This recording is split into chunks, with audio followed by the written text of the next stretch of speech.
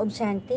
आज 2 अक्टूबर 2021 की प्यारे मीठे बाबा की मधुर मुरली के महावाक्य हैं। बाबा ने कहा, मीठे बच्चे, अब इस मृत्यु लोक का अंत है, अमर लोक की स्थापना हो रही है, इसलिए तुम्हें मृत्यु लोक वालों को याद नहीं करना है। भगवान इस नरक का अंत करने आए हैं ना, तो इस नरक की जो भी व्यर्थ बातें, जो भी हमें नरक के ले जाने वाली बातें हैं, जो हमें फंसाती है, गिराती है, हाँ, उलझाती है, उन सब बातों को हमें याद नहीं करना है, क्योंकि हम अमर लोक की ओर जा रहे हैं। प्रश्न, पिता अपने गरीब बच्चों को कौन सी स्मृति दिलाते हैं? उत्तर, बच्चे, जब तुम वाइसलेस पवित्र थे तो बहुत सुखी थे।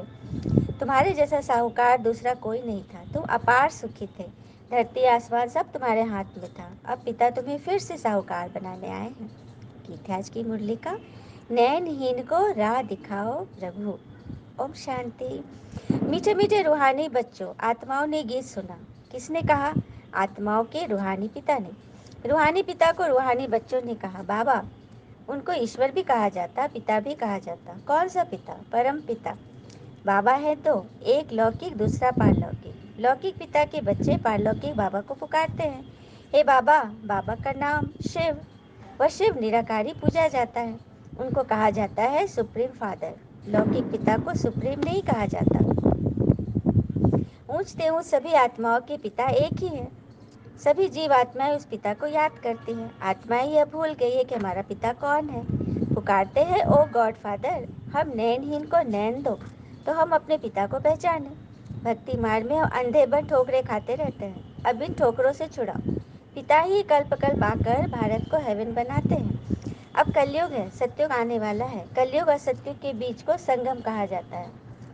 यह है पुरुषोत्तम संगम। बेहद के पिता आकर जो भ्रष्टाचारी बन गए हैं, उन्हों को श्रेष्ठाचारी पुरुषोत्तम बनाते हैं। लक्ष्मी नारायण पुरुषोत्तम थे ना।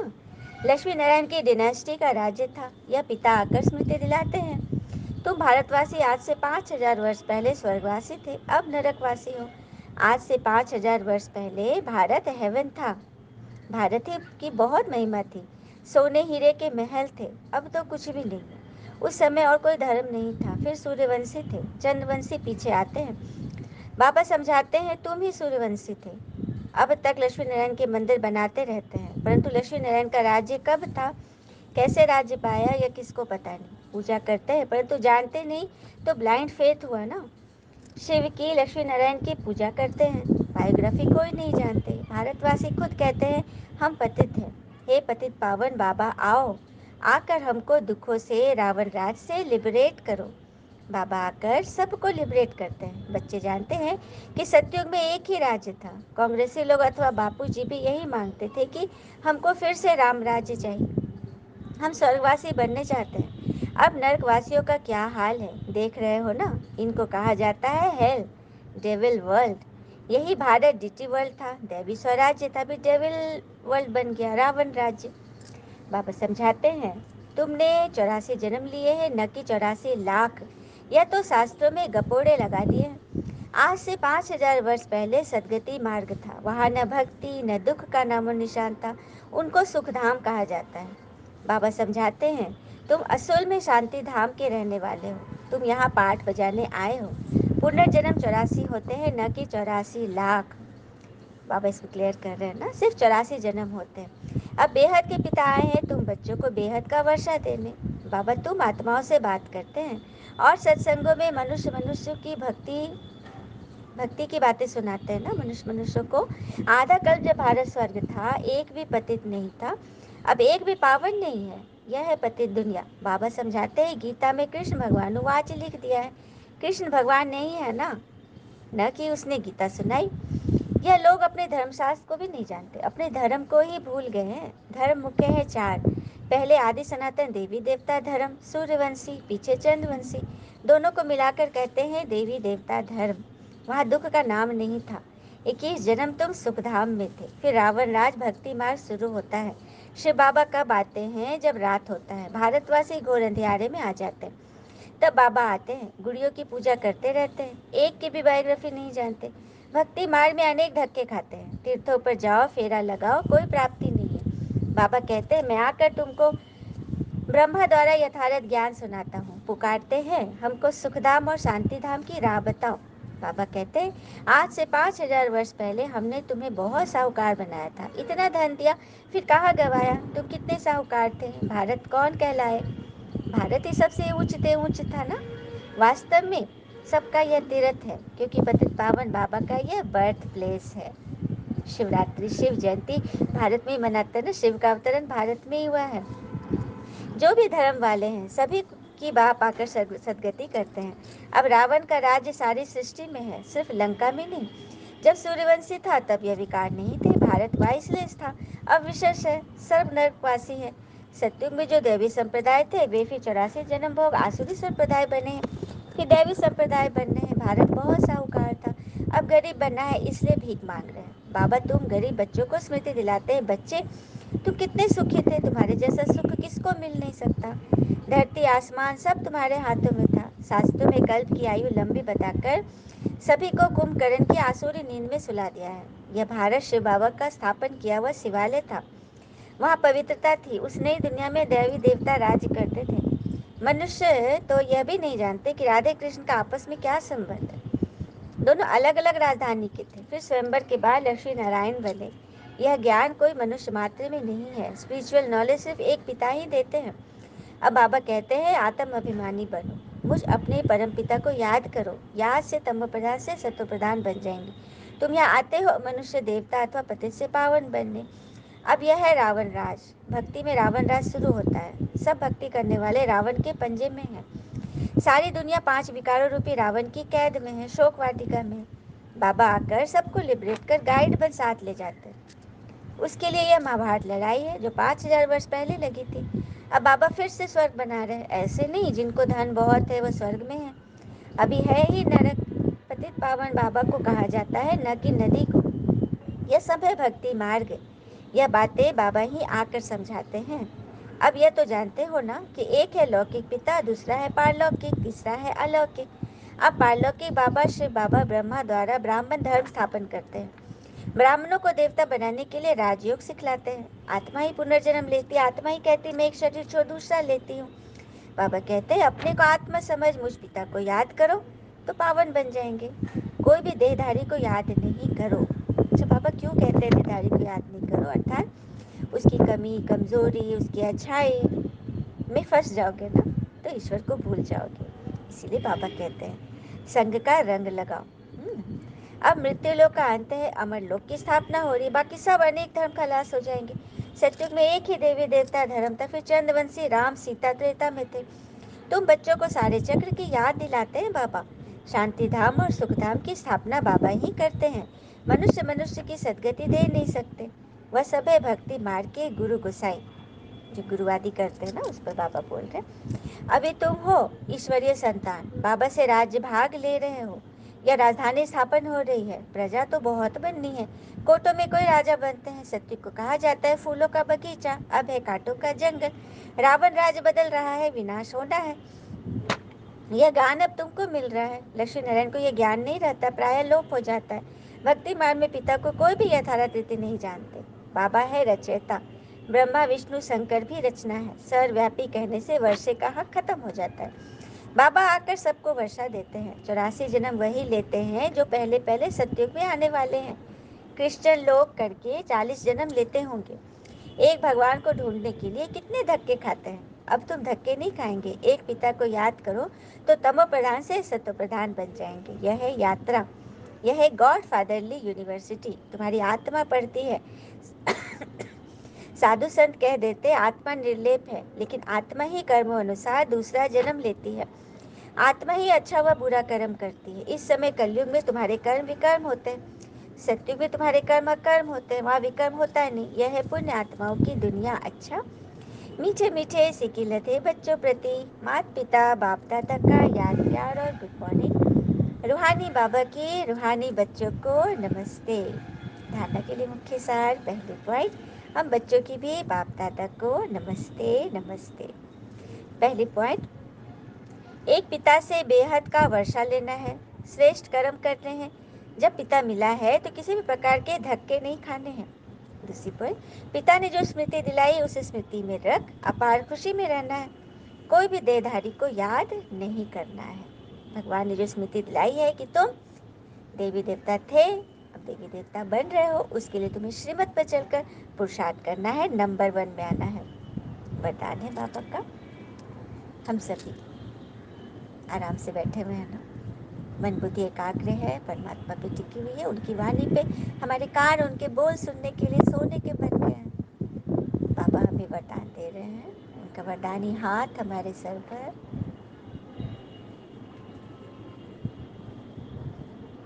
बाबा कहे, निमित्तपन की स्मृति द्वारा अपने हर संकल्प पर अटेंशन रखने वाले निवारण स्वरूप भव। निमित्तपन की स्मृति द्वारा अपने हर संकल्प पर अटेंशन रखने वाले निवारण स्वरूप बनो। बाबा ने जिस भी आत्मा को निमित्त बनाया है उस स्मृति में सदा रहना है और उन्हें अपने हर संकल्प पर अटेंशन रखना है, तभी तो आत्माओं के कारण को निवारण में बदलेंगे। प्रॉब्लम्स लेकर आती हैं आत्माएं, उनका सॉल्यूशन बाबा किन के द्वारा देंगे? निमित्त बच्चों के द्वारा। तो जो निमित्त आत्मा है, बड़े ध्यान से अपने संकल्पों पर फोकस करें कि हमारे मन वचन कर्म सब सत्य की ओर हो, एक पिता की श्रीमत पर सबका कल्याण करना है। बाबा की किरणों को स्वयं में फील करें। परमपिता परमात्मा शिव, उनकी किरणें हम सभी आत्माओं पे पड़ रही हैं। बाबा अपने निमित्त बच्चों से फरमान कह रहे हैं कि बच्चे, निमित्त बनी हुई आत्माओं पर सभी की नज़र होती है, इसलिए निमित्त बनने वाले को विशेष अपने हर संकल्प पर अटेंशन रखना पड़ेगा। बाबा कह रहे हैं, बच्चे तुम निमित्त हो, तुम्हारे ऊपर हर एक की निगाह है, पूरे विश्व की स्टेज पर तुम पार्ट प्ले कर रहे हो, तो अपने संकल्पों पर हर संभव अटेंशन रखो। अगर निमित्त बने हुए बच्चे भी कोई कारण सुनाते हैं तो उनको फॉलो करने वाले भी अनेक कारण सुना देते हैं। जो निमित्त बच्चे हैं वो भी यदि किसी प्रॉब्लम में हैं, किसी कारण अकारण में पड़े हैं, तो वो जिसे सुनाएंगे, जो आत्माएं अभी नई नई जुड़ी हैं, पुरुषार्थी हैं, उनके मन में भी अनेक संकल्प विकल्प आएंगे। तो अगर निमित्त बनने वालों में कोई कमी है तो वह छिप नहीं सकती, इसीलिए विशेष अपने संकल्प वाणी और कर्म पर अटेंशन दे, निवारण स्वरूप बनो। बाबा ने कह दिया, आपके संकल्प, आपके कर्म, आपके बोल आत्माओं से छिप नहीं सकते। तो अपने ऊपर आपको कितना अटेंशन देना है यह आपकी चॉइस है। दुनिया में कोई भी चीज़ हमें खुद से नहीं मिलती। जैसे कोई पेरेंट्स कैसे भी है, बच्चा की चॉइस थोड़ी होती है कि पेरेंट्स हमें ऐसा ही मिलना चाहिए। वो थोड़ी कहता है कि मैं आप ही के घर अवतरित होकर आऊँगा, नहीं। या फिर जो फेस मिला है, जो चेहरा मिला है, वो भी हमारी चॉइस नहीं है, वो भी हमें मिला है। कुछ भी तो हम, लेकिन हम अपने डिसीज़न, अपनी समझ, अपने संकल्प, वो हमारी चॉइस है।